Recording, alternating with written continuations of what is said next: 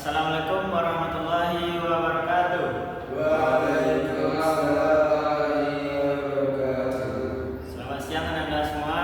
Siap. Baik, bagaimana kabarnya? Sehat Pak. Pada hari ini kita akan mempelajari materi tentang jual beli dalam Islam. Sebelum kita memasuki materi, apakah ada dari teman-temannya yang tidak hadir? Hadir semua. Alhamdulillah, teman-temannya atau Anda semua dapat menghadiri pembelajaran kita pada hari ini. Dan selanjutnya mari kita berdoa membaca Al-Fatihah dalam hati masing-masing. Al-Fatihah.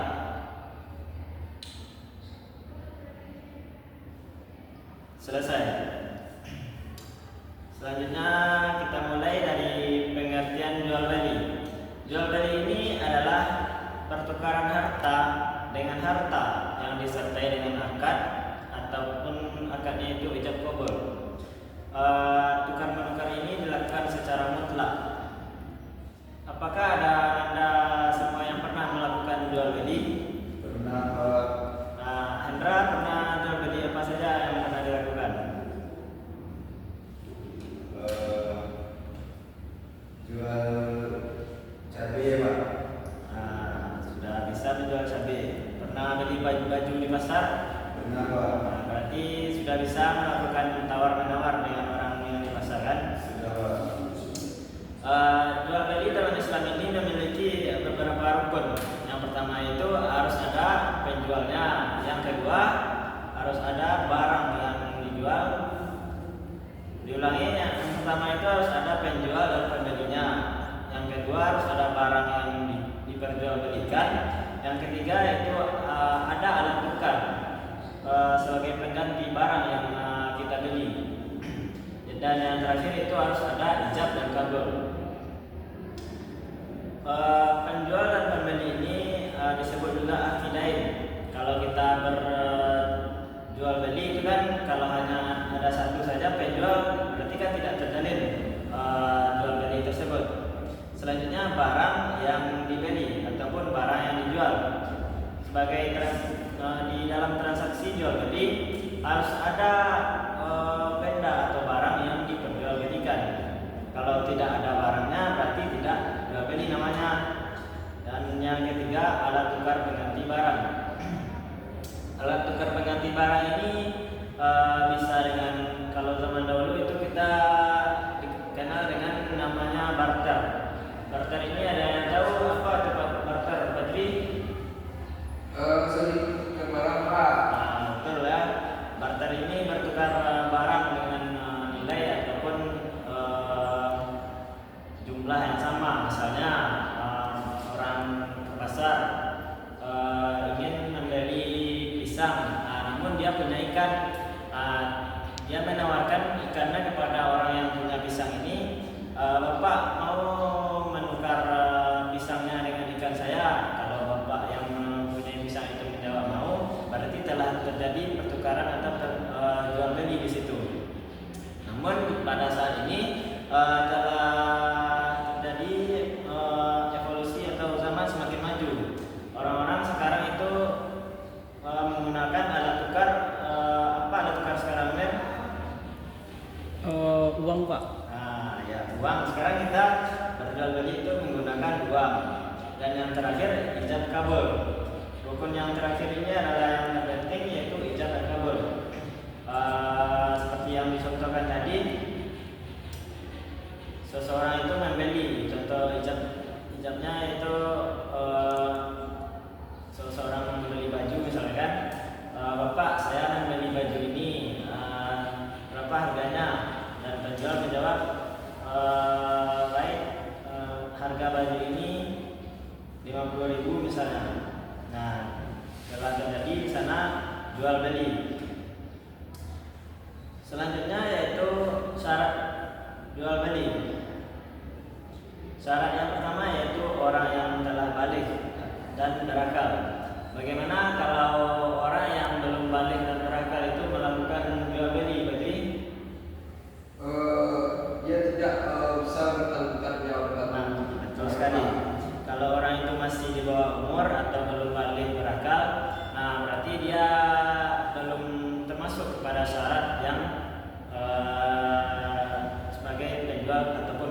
karena dia ini masih tergolong anak-anak dan belum dapat mempertanggungjawabkan perbuatannya.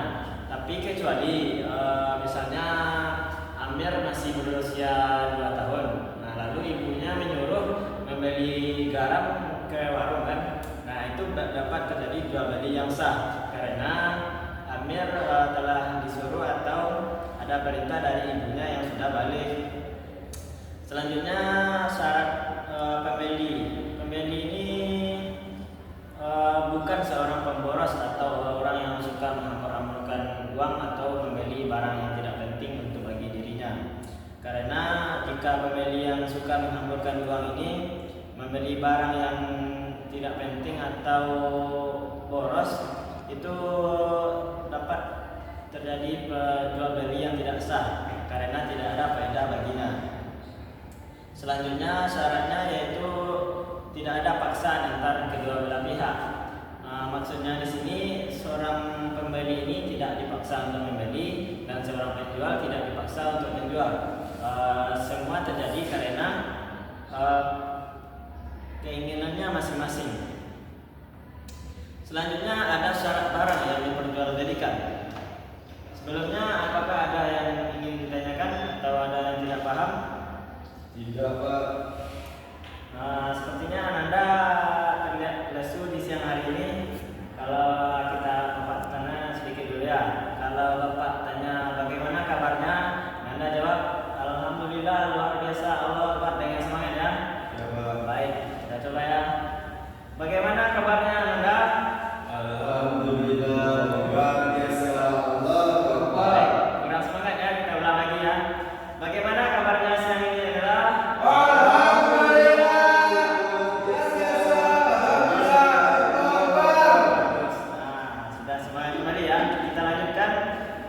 Syarat barang untuk diperjualbelikan. Yang pertama itu barangnya harus ada. Yang kedua, barangnya itu bermanfaat. Yang ketiga, barangnya itu suci. Dan yang keempat, barangnya itu milik sendiri.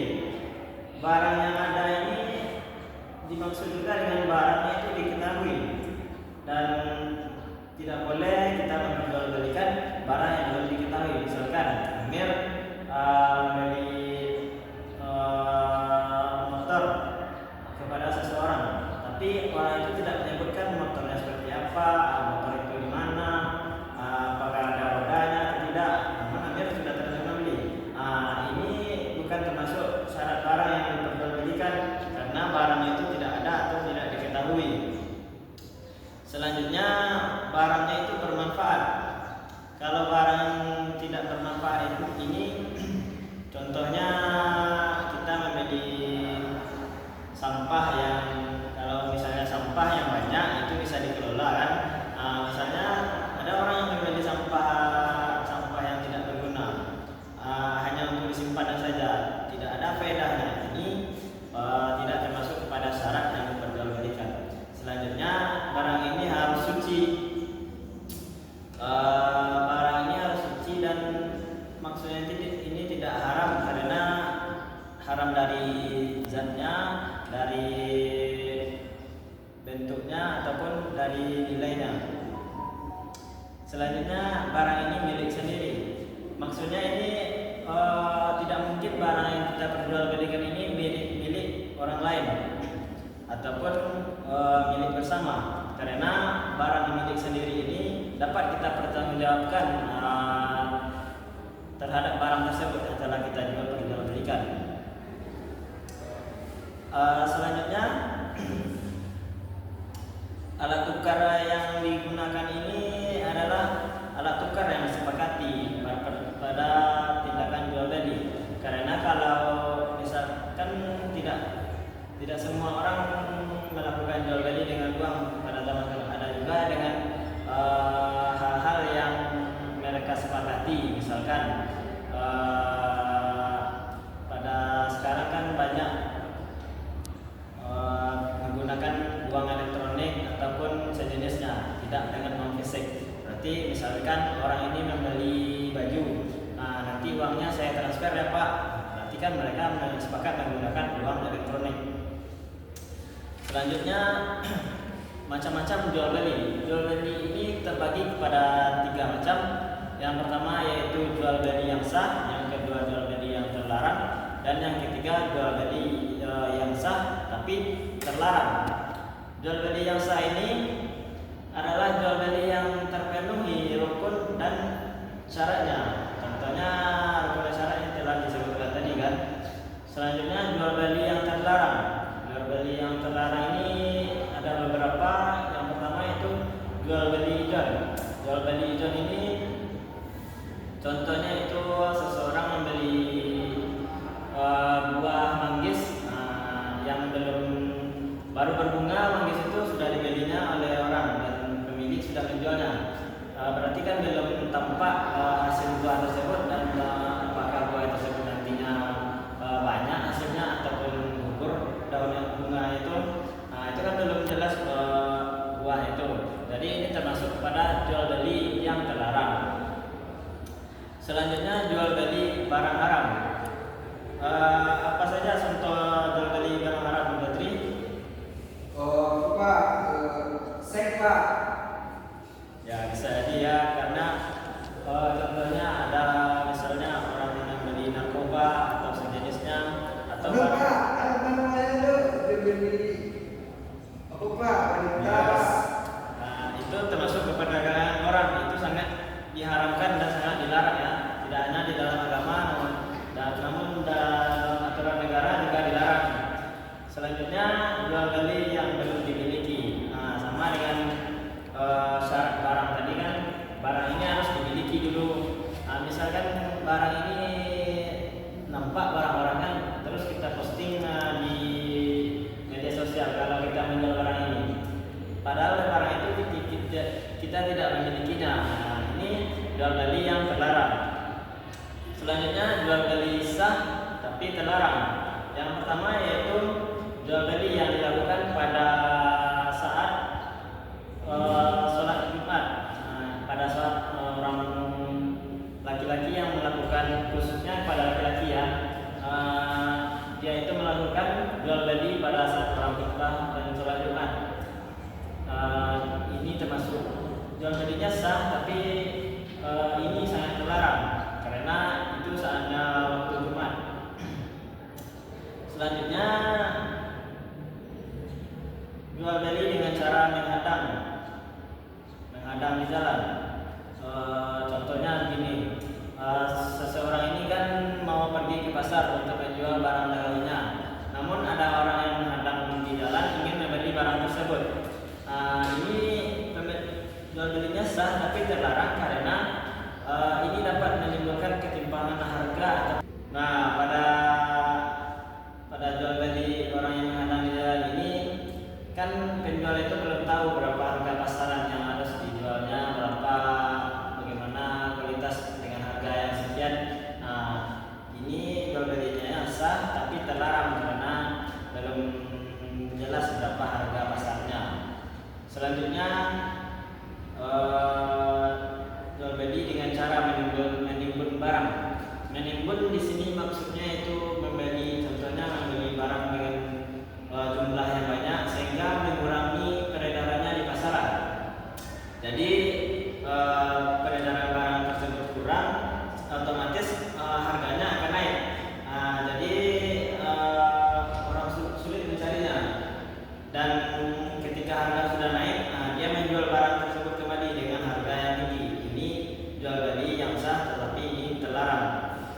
Selanjutnya jual beli dengan mengecoh. Jual beli dengan mengecoh ini contohnya bisa terjadi pada pengaturan alat timbangan ataupun mengatur kualitas dari barang yang dijual. Contoh mengatur timbangan, melebihkan jarum timbangan itu melebihkan ya, diberatkan, tetapi isinya dikurangi. Contoh dari kualitasnya itu seperti orang yang menjual cabai kan, dalam karung, di bawahnya dia letakkan cabai yang bagus, di tengahnya dia letakkan cabai yang agak kurang bagus atau yang kualitasnya kurang, dan di atas dia letakkan lagi cabai yang bagus. Nah, sehingga orang yang membelinya itu tidak tahu, walaupun sudah dipindahkan ke karung lain kan, yang di bawah tadi kan pindah ke atas tuh. Nah, jadi tetap terlihat bagus cabai itu, padahal di tengahnya itu cabai dengan kualitas yang kurang dan dibeli dengan harga yang bagus. Ini jual beli yang terlarang, tapi jual beli ini sah. Selanjutnya yaitu jual beli dalam tawaran orang lain. Nah, jual beli dalam tawaran orang lain ini maksudnya seseorang sedang tawar menawar dengan penjualnya, lalu kita langsung saja membeli barang yang sedang ditawar itu. Ini jual belinya sah saja, tetapi ini dilarang karena jual beli ini dapat menimbulkan perselisihan ataupun jadi tidak enak kan. Orang sedang menawar barang tersebut, lalu kita beli dengan harga yang lebih tinggi ataupun harga yang menginginkan penjual. Nah, ini jual belinya sah, tapi ini sangat dilarang. Nah, itulah materi jual beli kita pada hari ini. Adakah yang ingin ditanyakan? Tidak. Nah, berarti paham kan? Bapak tanya sedikit ya. Kalau memang sudah paham, kepada Amir apa saja rukun jual beli Amir? Yang pertama ada jual. Ada pembeli, Pak. Nah, jual dan pembeli. Yang kedua Barang, Pak. barang. Benar. Yang ketiga ininya apa? Dengan apa kita ganti barang yang kita jual itu?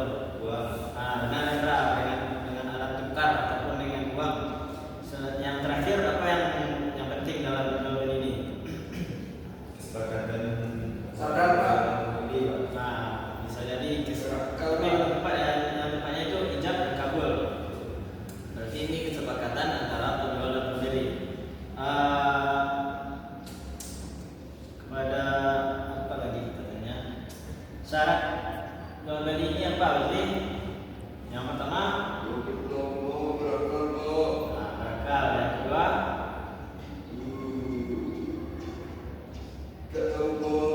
yang kedua sudah balik. Yang ketiga, tidak Islam. Jadi semua orang bisa melakukan jual beli. Berarti apa jadi agak kurang paham ya. Ulang, syarat jual beli ini yang pertama itu sudah balik dan sudah berakal. Yang kedua, bukan seorang pemboros.